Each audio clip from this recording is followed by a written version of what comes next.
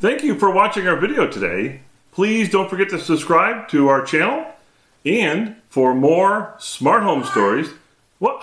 Where are you? Oh, middle of just finishing up. I can't believe it. Go yet? Well, that was fun. I felt kind of bad that I interrupted you doing your video. But now we're going to show you how we can fix that for the future. You know, we did a video on RoomMe last year. This is RoomMe, by the way, this little device. It basically, you just put it in the ceiling, and it's a presence sensor. So basically, when your phone walks into the room, it knows because it senses this thing through Bluetooth, which is really nice. So we have these in all the rooms in our house now.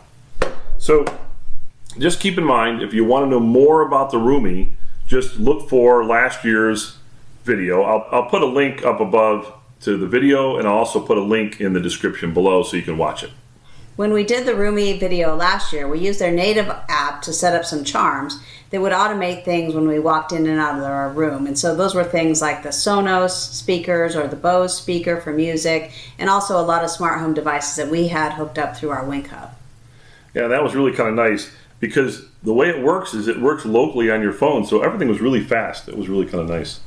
So now that we've moved from Wink to SmartThings, we wanted another way for RoomMe to access our smart home devices.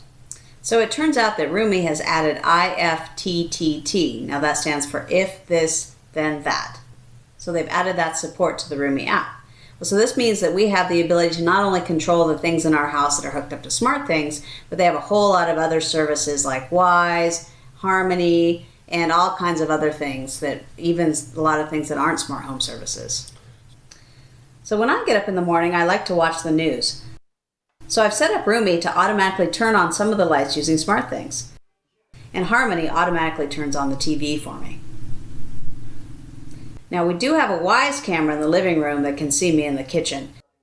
So we've set up RoomMe through IFTTT to make sure that that Wise camera is turned off when I'm in the room. When I leave, RoomMe will turn off all the lights and the TV, and then it will turn the Wise camera back on. So just keep in mind that in order for RoomMe to work, the app needs to be running on your phone in the background. When I go to our studio record, I like overhead lights on and the bright studio lights ready to go. The overhead lights use a SmartThings controlled switch, and the studio lights use Swidget controlled outlets. Both of these have IFTTT actions. And since I want to make sure that I don't interrupt Mark again while he's filming, I've set up an IFTTT routine from my own account, so it will send me an email every time Mark's in the studio. And then when he's done filming, it'll send me a note that he's out. Now keep in mind that while I'm using my own IFTTT account to send the email to myself, I'm still logging into the RoomMe service using Mark's account because he's the one who set it up. You can also use an IFTTT trigger service to have RoomMe report on who is in what room. We set up a Wise contact sensor on our wine fridge, so as soon as someone opens that door in the wine fridge, I get an automatic text message telling me who's in the room.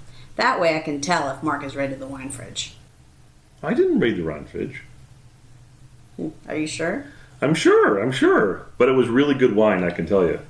We expected RoomMe with IFTTT, which is cloud-based, to be really slow. But what we found is as long as your internet is up and running, it's really fast. Great. So we're really excited because this opens up RoomMe to all kinds of different services, all kinds of things smart home and not smart home, and we can only imagine the possibilities. If you have any ideas, we'd love to hear from you. Thanks for watching our video today. We've included links with more information about RoomMe, including links where to buy in the description box below. And while you're there, please don't forget to subscribe to our channel. And for more smart home stories, visit appmyhome.com. Thank you. Thank you.